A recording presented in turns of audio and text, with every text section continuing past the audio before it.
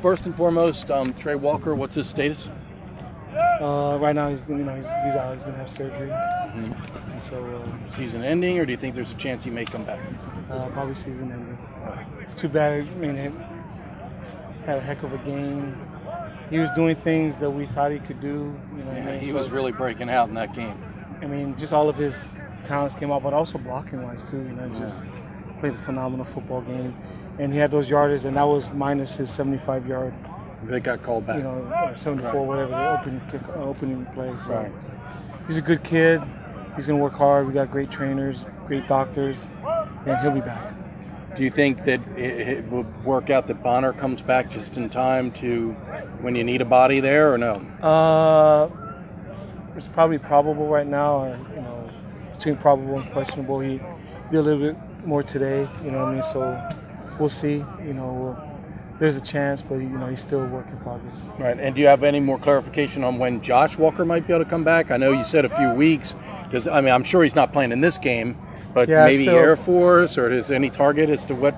That'd probably be pushing it. Yeah. But they got his cast off, and they're optimistic of where he's at right now, and have to work really hard in rehab. But our doctors and our trainers also want to make sure we don't rush him back too quickly. Of course. You know what I mean? But we're encouraged, by what we saw. So, the injury to Trey, I mean, he's running down the field and just falls. I think he made a little cut. Are you getting concerned? You expressed some frustration in the post-game press conference about the turf. And, I mean, is there a chance that you talked to Chet Gladchuk about switching to grass like Ravens did? I mean, how many men can you lose before you start to take a hard look at some things? Well, that's, the switch to grass would be a lot of money and the maintenance and, but Chet's looking into everything. We're, Bill Givens and our people there are looking to see what we can do, and I don't know.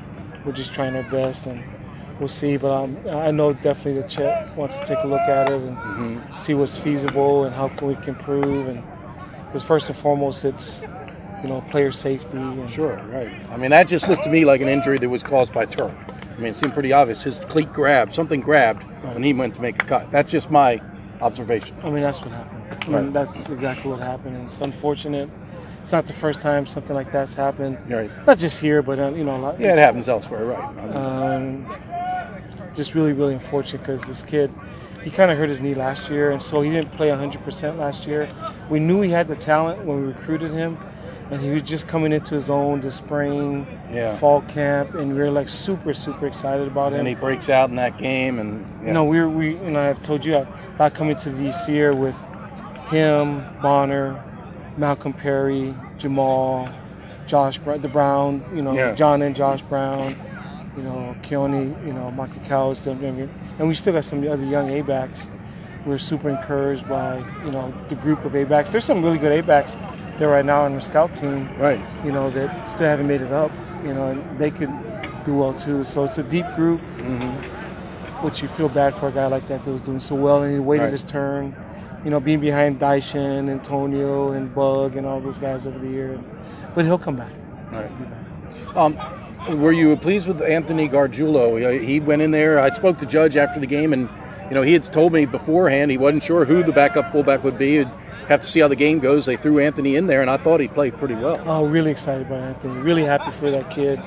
He comes to work every day, doesn't say much, doesn't complain. Works hard. When you're not playing, it's, everybody gets frustrated. It's human nature. But he stayed the course, worked hard, and to see him go out and do well, you're really excited for him because he's a guy that on a team that everybody loves. He's a good kid. His parents are wonderful people. He's just a good person, and he just works hard. It was cool to see a guy like that be rewarded for his hard work. Are you getting concerned with Bennett? I mean, out here it doesn't seem like he ever misses, but 2 attempts this year and 2 misses, and that was frankly both were chip shots. Yeah, both of them were chip shots, but you're disappointed he missed those because I know he can make them. He's got a strong leg, he's accurate. He's made all his PATs, and really some of those are like PATs just offset a little bit. But I still trust him, and I know he'll come back. Right. For the year, that's really heartbreaking. Your thoughts? I mean, this kid had waited his turn, and his turn came Saturday, and it was over like that. Yeah, I know. It's unbelievable. It's heartbreaking. tough kid. He's done an unbelievable job for us. On the field, off the field. Can't say enough good things about him. I'm just heartbroken. If that happened, it's a it's a tough deal. Kind of takes the life out of you during the games, and you got to somehow, find a way to coach the other guys that are in there and bounce back, and then cry about it after the game. So it's a tough break for him. It's a tough break for the team too. But he knows, we know, somebody's got to step up and take his spot and play. So, Coach has said that he characterized Bonner as probable. But if he isn't back, then you're down 2 guys, right, and your depth is being tested. Obviously a lot of guys showed up the other day, but number one, who do you think you'd move into the starting lineup if both Trey? We know Trey's out, but if Bonner can't come back and reassume his role? Well, it's like last week. We talk about starters and stuff. The second play of the game, we had 2 new guys in, so there's really no difference between the guys that are starting and the guys that play. So it's Josh Brown, John Brown, Malcolm Perry. Keone's role is going to increase. And Jamal Daniels' role obviously is going to increase. So those 5 guys, just got to keep working on them and hopefully build some depth. And we had 2 of the other guys that hadn't practiced much, had them up. Well, if you're down 2, that means you're probably going to travel somebody that you haven't. Who are some of the guys that are on the bubble that are trying to earn their spot on a bus? The guys that are, the next guys up have been, Taj Malloy and Travis Brannon and Amari DeBose. Okay, those 3 are fighting to get on the bus. And Taj right now is probably the next guy up. But, we'll see. We're evaluating the day of practice. And, sure. There's some good and some bad, but we just have to. Somebody got to answer the bell. Right, it's just the way it is. And we've always been like this. Here's what it is. And we lost Antonio in the biggest game of the year last year. We didn't play in the biggest game of the year last year. Arguably he was our best player. So we just gotta respond, gotta bounce back. I was going to ask you about Jamal Daniel. He went in, got a nice gain, but he fumbled on that, did not play again. What do you tell that kid? You get a chance, you can't be doing that, right? Yeah, no doubt. He knows that. He was down and out, and he obviously knows the importance of the football. And we can't turn the ball over. And unfortunately, if you turn it over, you're not going to play. So, but he'll get another shot. He'll get another shot. We all need second chances, and he's going to get a second chance. He's paid his deal, but he's just got to pay more attention to what's going on and taking care of the football. And he had a good day out here today, so. We're counting on him. I've talked to him. Hey, you got to play. You got to hold on to the ball, and you got to play. It is what it is. He's a senior. He can play. He's good. And he was doing a good job, before he fumbled, and I expect him to play well Saturday.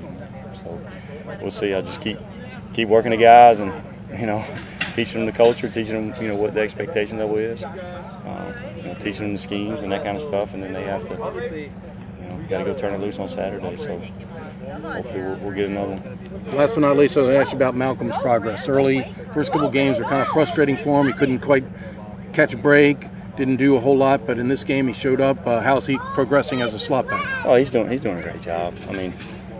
He's a good player. He's a good kid. He works hard every day. It was good to see him, get the ball. And, we tried to get him the ball in the first 2 games, and didn't quite work out. It didn't quite work out. Teams line up a little differently, and some teams are going to give us some things. We might come in this game, and the slots might not get the ball pitched to them the whole game. So, it just depends on how they line up, what they're going to give us. We'll take whatever they give us. They're going to let AB run for 200. He'll run for 200. If they're going to let the fullbacks run the ball, we'll run the ball with fullbacks. So, for those guys, it was great to see. Let's get the ball pitched a little bit. It was fun to watch them run around. But it's just a game-by-game deal. We'll see what these guys let us do. Hopefully they do the same, and we can get the ball pitched, and those guys can make some plays, because he's done a really good job with the ball in his hand.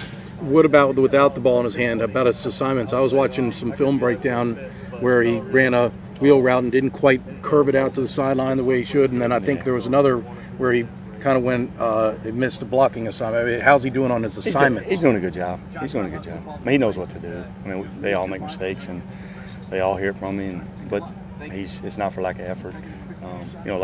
There's a lot of things going on in a football game. There's a lot of moving parts, and we check a lot of plays, and a lot of guys doing a lot of different stuff. So I've been super excited with the way he prepares. Mm-hmm. He's been myopic with his focus. He's been dialed in.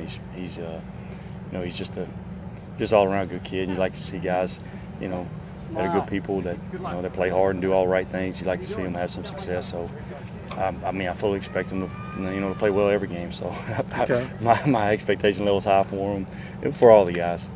I don't want us to come out and play poorly, obviously. So they're all expected to go the right way, block the right guy, and do the right thing. So hopefully he can keep it going. All right. Thanks, Danny. Thank you. Just tell me about your progress as a slot back. Are you starting to feel like a slot back? Yeah, I'm starting to get more comfortable at the position.